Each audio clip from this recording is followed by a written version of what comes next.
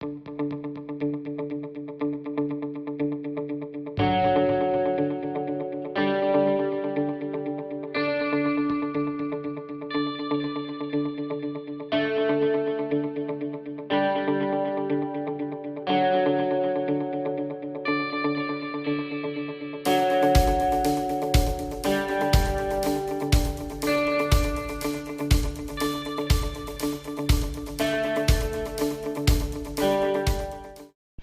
good morning, everybody. Crafting Journey here, and Jake, he's back here.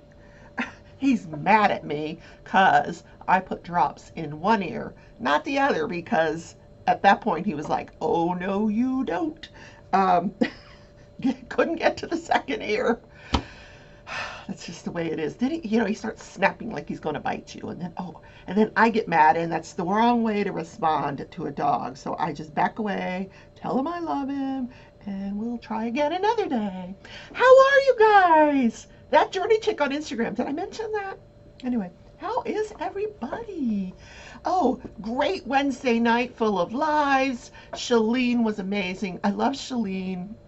She had if for no other reason, check out last night's live just so you can see her nails. Oh my God, they were amazing. Both of her and I colored. I already put the coloring book away. Um, we colored a Dormouse page in the Alice in Wonderland Antanasio coloring book. So, what is going on today? Oh, and then Tia was on later on, and Crafty Heifer. Tia, oh my God, that girl is amazing with the pens now. I mean, just amazing. Uh, I thought they were acrylic. She is doing such a fabulous job. Um, wow. I just love that we've all kind of drifted from diamond painting, not away from diamond painting, but drifted to another craft where, it's sparking our creativity again, and bringing back that love we have for crafts. Now, I'm not saying we don't all still love diamond paintings. I still love diamond paintings, but now I love crochet and loom knitting. So last night I continued working on my loom knit, um, the Red Riding Hood sort of scarf, um, that it's not a scarf, it's a hood. I'm not awake, guys. I've only had 3 sips of my decaf, so that's not gonna wake me up either. But listen, I feel great. No more headaches, no more chest pain. Now I have no excuses not to get my ass to the gym. Yeah. I gotta go to work today. Thus, you see the fancy clothing. I got this out. I didn't think it would fit, and it still fits. Oh, I've been eating less since I've been off the caffeine. I wonder, if there's any correlation there. Do you eat more when you're drinking caffeine? I don't know. I would suspect so, which is probably why they tell you when you're dieting to stay away from the caffeine. Where do all these drills come from? They're just, you know what? I think they leak out of the top of, they sometimes they leak out of here. I got to get some stoppers for right there. I bet you Archer's Arts has those. Um, anyhow, you're like, you're too hyper to have any caffeine. No, I'm just in a good mood. I slept so good last night. Oh my God. I turned the lights off, turned the TV off, and I was out like a light. Yeah. Woke up at 6:30. I'm like, oh, I feel great. I had at least 8 hours of sleep, which is incredible, especially on a day I have to work, which is awesome. So, yeah, I mentioned work. It just kind of brought my mood down, didn't it? It's okay. Um, things are going well at work. I couldn't believe yesterday. I don't know if you heard, if you sat in through the live last night, but it started snowing yesterday. It rained all morning, and then all of a sudden I look out, and it is like a little blizzard out there. It's snowing. Now, none of it stuck to the ground. But for a good hour, we had some snow. You know me, I love snow. So I was thrilled for that. What else? What else? I also worked on my temperature blanket. The issue I'm having, it's not an issue, but it's March has just been this crazy, crazy. How did I miss one drill down here? That is so weird. Like just one lonesome drill. I know, you're squirreling really bad today, Rebecca. But there's just like one lonely drill. What was I talking about?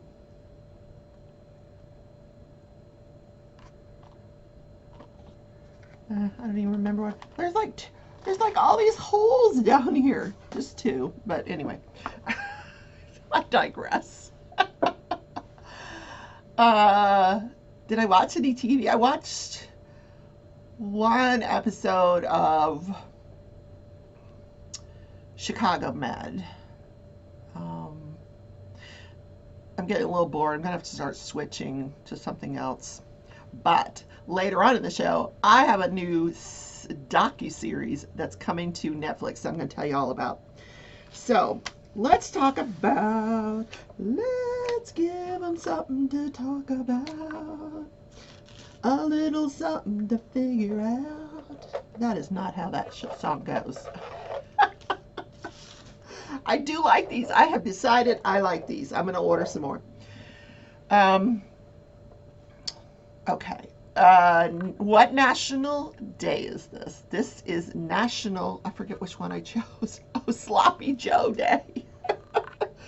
I have not eaten a Sloppy Joe in, oh God, since I had kids at home.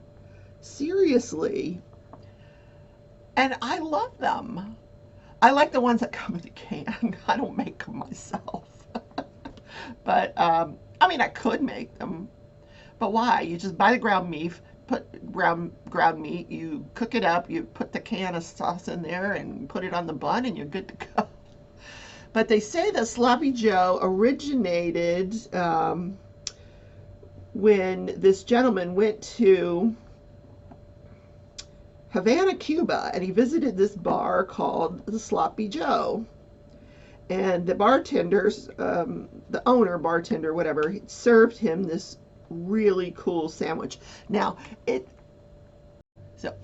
Maplewood, New Jersey, the mayor of the town, Sweeney, he travels to Havana. He goes to this bar, the Sloppy Joe. He tries this sandwich and he falls in love with it. So he goes back to Maplewood, New Jersey, and he goes to his favorite deli, and the guy behind the counter is named Fred Hines, and he says, "Can you make this sandwich for it?" Now, this sandwich had coleslaw, ham, cow tongue, Swiss cheese, and lots of dressing, and was served on a thin rye bread. Now, that sounds totally disgusting, but the guy made it, and it became the Sloppy Joe. So and then in 1934, at the Ye Old Town Tavern in Sioux City, Iowa, this couple, they claim to have made a Sloppy Joe where they added loose meat sandwich on their menu. And then in 1969, Hunt's made us the convenient version minus the cow tongue. Thank you very much. That's disgusting. I don't need any cow tongue in my sandwich. At least if you're going to put it in there, don't tell me about it. Like, make it a mystery meat sandwich, and maybe I will eat it. So, today every family has like secret ingredients that they add, and so have some Sloppy Joes tonight. I think I'm gonna pass, but Have some. Make them for your family, for the kids. They love them. It's a good time will be had by all. Uh, and you can get McCormick has a sloppy Joe mix. There's an organic sloppy Joe mix. Mrs. Dash has a sloppy Joe mix. So there's a bunch that you can get in addition to the Hunts. I would prefer the Hunts, but anyhow, I was just looking. I haven't used this pen in forever. This is my Harry Potter wand pen. I'm going to use it. I am really squirreling today. I am all over the place. Okay, let's talk about judge, jury, and journey. Do, do, do, do. So, let me just see if it works. Oh, yes. Hocus pocus. Alakazam. I don't know what the Harry Potter term for. It's a Harry Potter wand. Do, do, do, do. You are a sloppy Joe. Okay, let's talk about George Floyd trial. So the judge yesterday morning, he brings back the seven. They had 9 total jurors so far as of first thing yesterday morning. So the judge has a Zoom call where he brings in each of the seven of the 9 jurors that had been chosen prior to the release in the press of the $27 million settlement to the family by the city. So his goal was to question those 7 people for bias, So he brings them onto the Zoom one at a time. Now we can't see the Zoom. We can hear what the people are saying. Everybody in the courtroom can see the Zoom, but we can't see it. So the judge brings each of the 7 in one at a time. And most were aware of it, and said it really wouldn't influence them. They understood that was separate, and it really had no impact. They were willing to listen to the facts of this particular case before making a decision. But 2 of the jurors said, "Oh yeah, we saw it." One guy said, it was on the radio. I was on my way to the gym." Which just goes to the point that there's nowhere these jurors are going to go. I mean, you can't go through your life and not hear about this trial. I can't believe that they're not being sequestered, which is probably why the judge is going to pick 4 alternates instead of 2, I believe. Anyway, so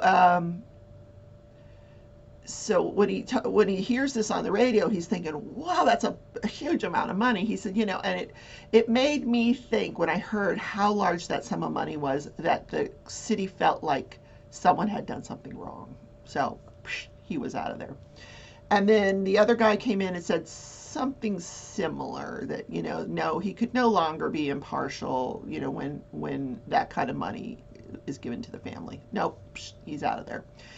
So, and they were both men. Two men left the jury yesterday. So that took us down from a total number of 9 to 7. Then a jury selection continued, and they picked 2 more jurors yesterday. So we're back up to 9. So we're getting there. And now these jurors are being told to report to the courthouse on March 29th at 8:30 in the morning, where the trial will begin. Let's hope. Yep, let's hope. All right, let's talk about the Teresa Sievers murder trial. Okay, I'm done with that one for now. So I told you guys that the case is over. Prosecution rested, defense rested, argument, closing arguments. The jury deliberated for 4 hours, not 2 or 3 days, 4 hours. And there were 2 questions that they had to answer. Was he guilty of first-degree murder, and was he guilty of conspiracy to commit murder? And the answer to both of those was guilty. Yes, he was pronounced guilty of both counts. Now, the judge had said prior to that, I don't want any outbursts in my courtroom. So there were none. But you could see the family was overjoyed, not, I wouldn't say overjoyed. They were crying. I mean, where's the joy in that? That was totally wrong adjective for that, but they were overcome with emotion, let me say. But you know who else was? Mark Sievers, crying like a baby. Um, and then fast forward to I went ahead and watched it so I could tell you guys about it. In Florida, there is a separate phase where the jury will come back and they hear the death penalty phase. This is where they have to decide: is there enough? Uh, they have to weigh mitigating factors with um, aggravating factors. Do the aggravating factors outweigh the mitigating factors, or vice versa? If the aggravating factors do outweigh the mitigating factors, then there's a big, huge algorithm they have to go through. Then they sentence him to death. So the prosecution argued two aggravating factors. The first aggravating factor, they said, was pecuniary gain. Now, what does that mean? That means, did he do this for money? They said that there was $5.8 million in funds that would be available to him following the death of his wife. Part of it was through an IRA, the rest was through life insurance. But a lot of this money was tied up into an irrevocable trust. Now, the trustee of the trust was Mark Sievers, and the beneficiary of the trust was Mark Sievers. And Teresa Sievers had said, I specifically set up this trust for the benefit of my husband. But the estate planner had testified that, yes, he could make unlimited distributions, even to the point of just draining that fund dry. But she qualified that by saying to make a distribution out of that fund, you have to show, like, do you need it to pay for college? Do you need it to pay for your cancer treatment? Like, you have to give a really good reason why you need that money. You can't just take it out. So yes, it would have been available to him. You can't say, yeah, I need to pay my co-conspirators for the murder of my wife. Not going to work. So, and then there would have been probably about $400,000 available to him outside of the trust from the IRA and a different life insurance policy set up to pay the taxes on the estate. So the next aggravating factor was, the fact that this was cold, calculated, premeditated murder.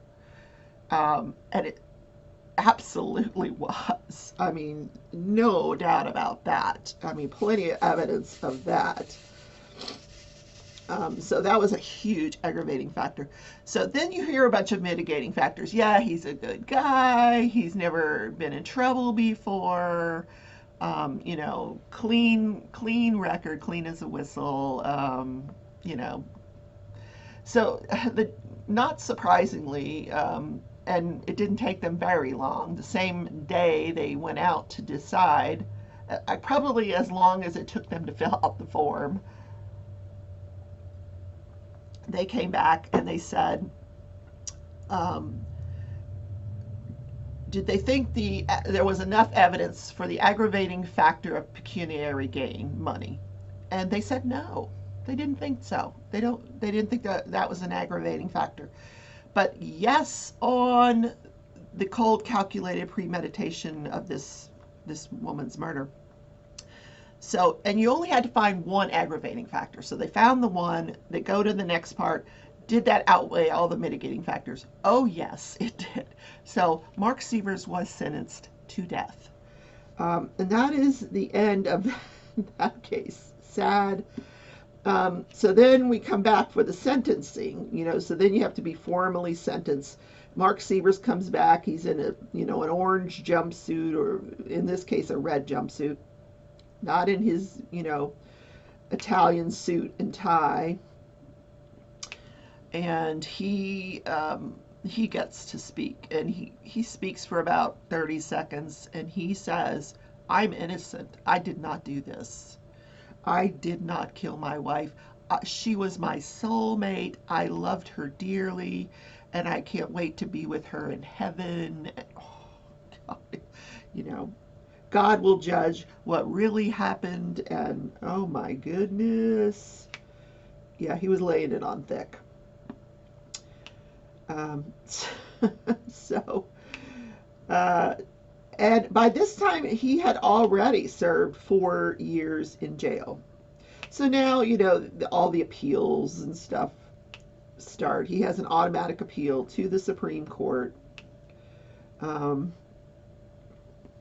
but that is the end of that case. Very sad, sad ending. The two girls went to live with their maternal grandmother, Teresa Sievers' mother.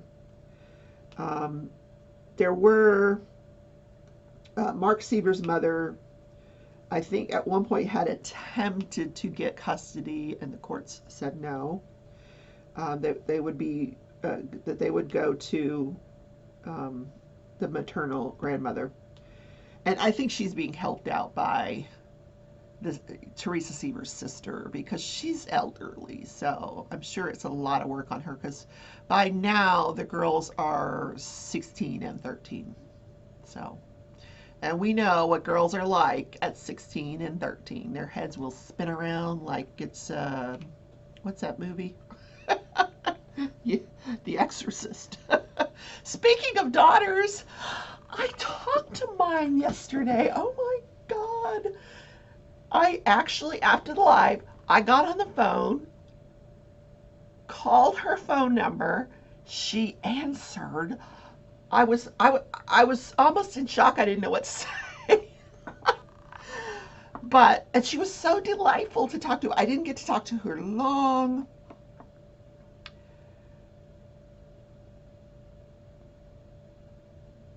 I'm sorry. I'm reading this YouTube comment. It was just weird. Anyway, because she had guests in her house. They had just attended a wedding in Tennessee, and they just got back, and they had some people in their house. I said, "Oh, well, please call me later in the week. I'd love to catch up with you." So it was just so nice to hear her voice. Okay, let's talk about what trial we want to have next. So it looks like a lot of you expressed interest in hearing the cold case, and some of you expressed interest in hearing the case of the police officer. So if you we so far we're leaning towards the cold case, but if you have an opinion, please let me know. Do you want to hear the cold case, which is the murder of a young woman, and it gets solved many years later through DNA? Or do you want to hear the case of the police officer that shot a woman? And that's really as much as I know about that case. So let me know down in the comments, and then I will make a decision. And tomorrow we'll have a new case to talk about. Let's give them something to talk about. A little something to figure out. All right. I'm looking at the birds. The birds are out, no squirrels. I think they all packed up and moved. They're like, this weather is crazy. I was talking about the temperature blanket earlier. Maybe this is where I got squirreled out. What I was starting to say, which is an issue, non-issue, is that every couple of days the weather changes. So I have to change my yarn. Like I'll get 2 days of one temperature, 2 days of another temperature, 2 days of another. I'm like, good God, this is a lot of yarn changing. I've got strings everywhere that I'm going to have to work. What was that? Work in. Anyway, I digress again. Let's see, where do we go from here? Oh, today, this day in history. Oh my gosh. So, this is oh, that's my garbage can. Something was going on behind my car, and I never brought the garbage can in yesterday because the weather was so bad. And so the garbage can's still out there. It's blown over from the wind. It's a very windy day.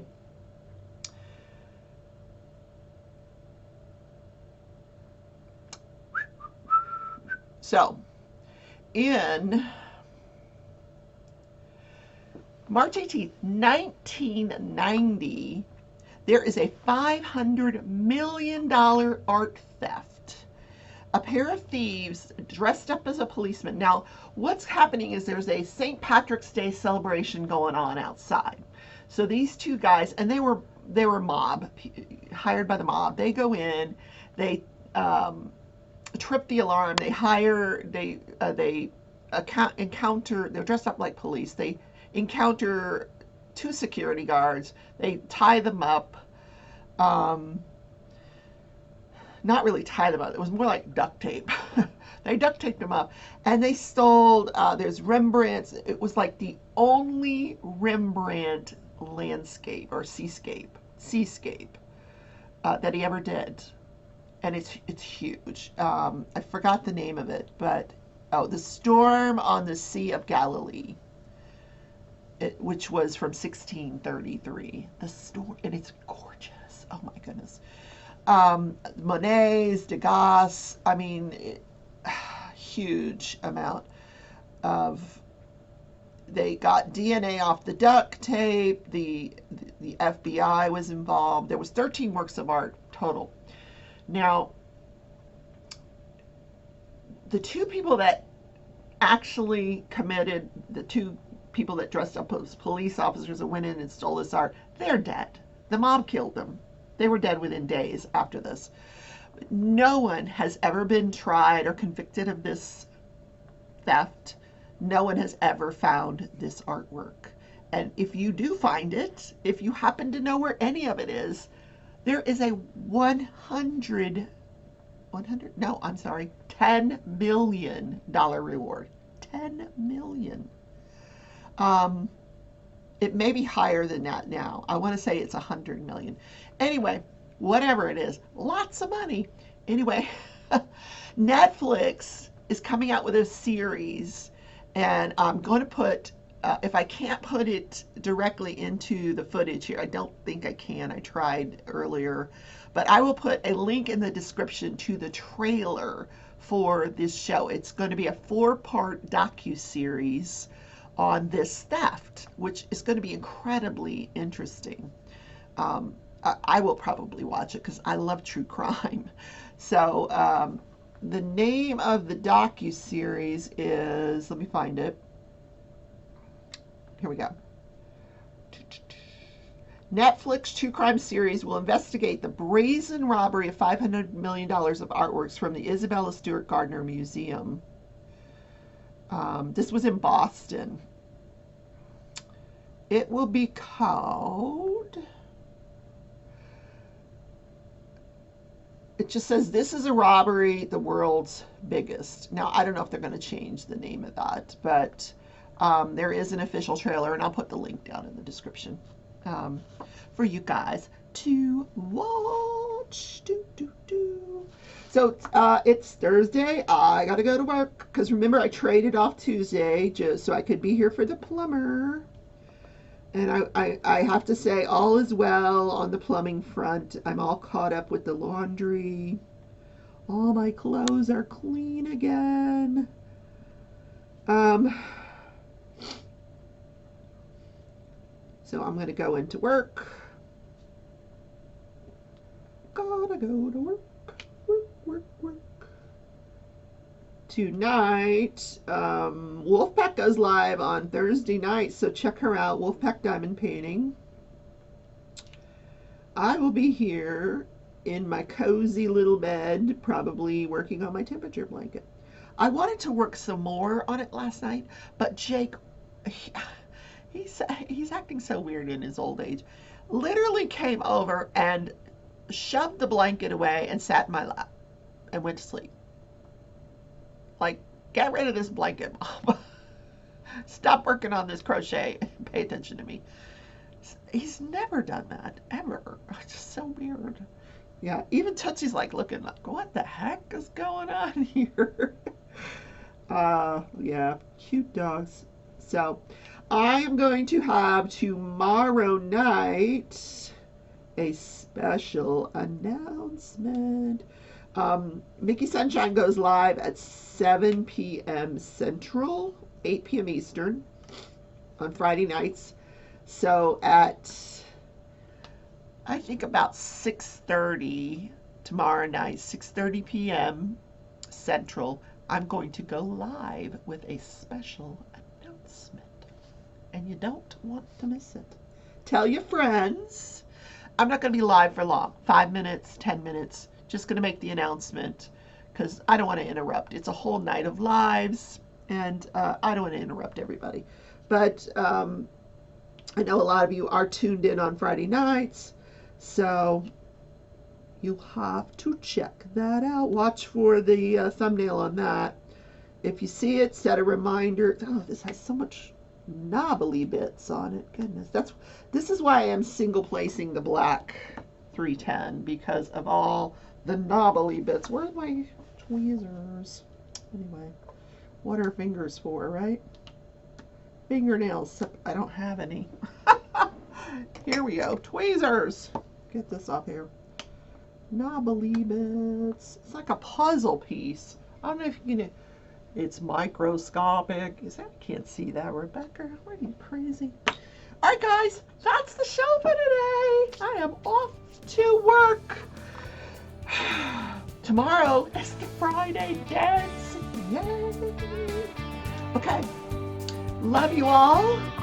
And did I forget to do something? Oh, I was going to show you my new yarn.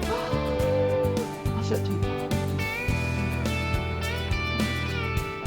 That's a good reason to watch tomorrow's morning show. Don't forget, cold case, police officer. Which case do you want to hear next? Take care, everybody. Love you.